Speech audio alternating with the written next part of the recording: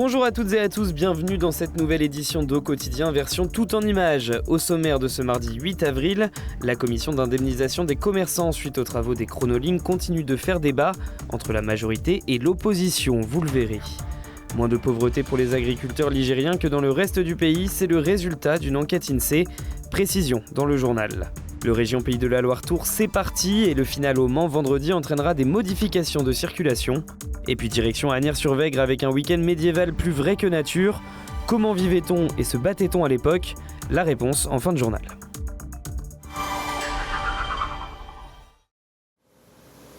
La commission d'indemnisation amiable pour les commerçants impactés par les travaux des chronolignes continue de faire parler. En cause, le plafond fixé à 20 000 € et la justification du maire-président de Le Mans Métropole, Stéphane Le Foll, jeudi au conseil communautaire. Les pertes de chiffre d'affaires et surtout de commerce, 20 000 €, c'est un plafond qui est quand même extrêmement significatif.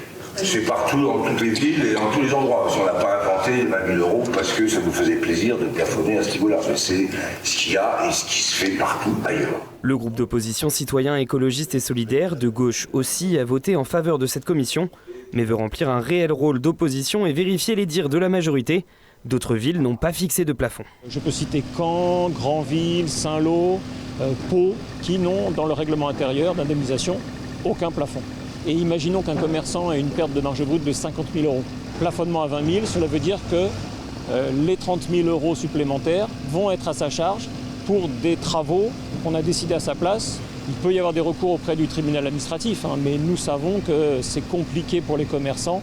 En réponse, Stéphane Le Foll s'est lui exprimé dans un communiqué. Il s'agit bien là d'un principe sur la base duquel la Commission peut se permettre d'appliquer une souplesse. Ainsi, l'indication d'un montant plafond ne limite pas les pouvoirs de la Commission, qui est en droit de faire une proposition d'indemnité qui dépasserait ce montant. Ce plafond a été retenu de manière collégiale afin de permettre à la collectivité d'avoir une visibilité sur ce règlement de la Commission. Des collectivités comme Blain ou Cherbourg en Cotentin ont également établi un plafond à 20 000 € pour leurs indemnisations, et nous n'avons pas identifié de plafond plus élevé. Pour rappel, cette commission doit aider à l'indemnisation des commerçants impactés par les travaux des chronolignes, commerçants que nous sommes allés rencontrer vendredi 4 avril. Un reportage à retrouver sur notre chaîne YouTube, LMTV Sarthe.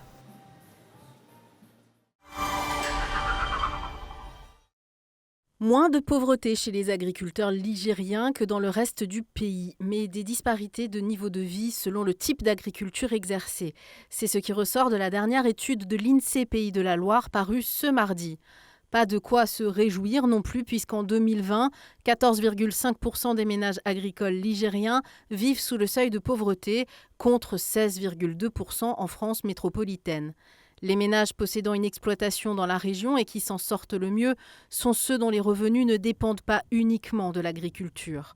Autre enseignement, les inégalités entre exploitants sont fortement liées au type d'agriculture exercée. Les niveaux de vie sont plus élevés dans les cultures fruitières et la viticulture.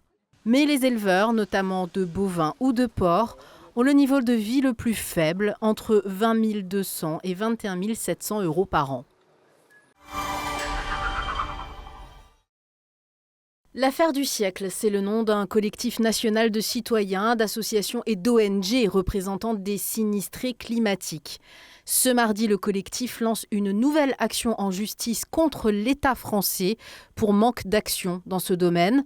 Pour la première fois dans l'Union européenne, 11 citoyens et leurs associations se joignent à cette action de justice et parmi eux, le Sartois Mohamed Benyaya, président de l'association Urgence Maison Fissurée et lui-même victime de fissures dans sa maison, liée aux fortes sécheresses, suivies de fortes pluies que le département connaît depuis quelques années. Le région Pays de la Loire-Tours, c'est parti depuis ce mardi. Première étape entre Machecoul-Saint-Même et Labolescu-Black, remportée par l'Irlandais Sam Bennett. 70e victoire en carrière pour le sprinter de Décathlon AG2R La Mondiale qui s'empare du maillot de leader. Deuxième étape ce mercredi entre Cugnon-la-Bernardière et Beaupréau en Mauges. À suivre en direct sur l'équipe à partir de 13h20. Et les meilleures images dans Au Quotidien à 18h30 sur votre chaîne locale préférée.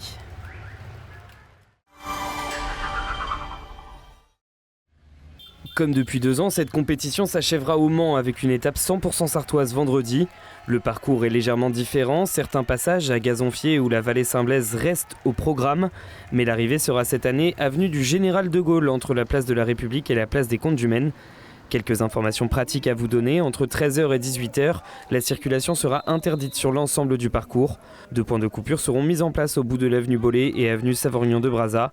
De 5h à 21h, l'avenue du Général de Gaulle, théâtre de l'arrivée, sera réservée aux coureurs et aux spectateurs piétons, y compris les contre-allées sur le côté et la rue Courtardy. Enfin, le stationnement sera interdit de 1h à 18h le long du parcours et de 13h à 18h, place des Comptes du Maine et du Hallet, ainsi que le parking aérien des Quinconces qui servira d'aire logistique. Le mot d'ordre est la prudence pour les coureurs et les spectateurs, que la course soit plus belle. Donc les grandes lances plutôt pour les combattants, les formations de combat. L'art de la guerre au 5e siècle, dans l'Antiquité tardive, Romain alias Talorque le connaît bien. Il est aujourd'hui un combattant picte venu d'Écosse et contrairement aux idées reçues, il se bat sans armure et sans casque. Mon rôle principal sur le champ de bataille, c'est d'harceler l'adversaire, de le contraindre à bouger, l'emmener dans des territoires, sur des terrains où il ne va pas être à l'aise, dans les montagnes, dans des milieux rocailleux, où ils ne pourront pas se mettre en formation ou de manière très très compliquée, difficile pour eux de manœuvrer, alors que nous, pictes, combattants légers et mobiles, c'est des terrains qu'on va apprécier. En ce beau week-end de printemps, plusieurs associations de reconstitution historique ont installé leur campement dans les jardins du manoir de la Cour à Asnières-sur-Vègre. La période qu'on représente, c'est la période du roi Arthur. Souvent les gens imaginent le roi Arthur avec des armures de plaques, avec des grandes épées, la vision romanesque chevaleresque. Ça, c'est plutôt une vision ancienne suite à Chrétien de Troyes en fait, qui a repris des légendes arthuriennes. Le thème principal des animations, les méthodes de combat et les accessoires qui vont avec.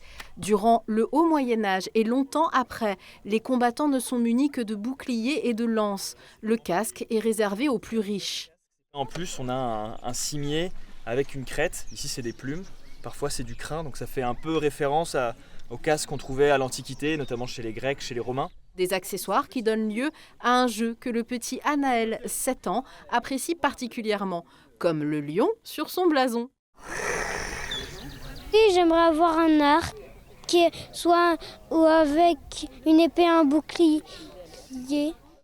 Le manoir de la Cour, construit au XIIIe siècle, le lieu idéal pour ce type de reconstitution médiévale, organisée au moins une fois par mois dans le cadre de sa programmation culturelle, jusqu'en octobre prochain.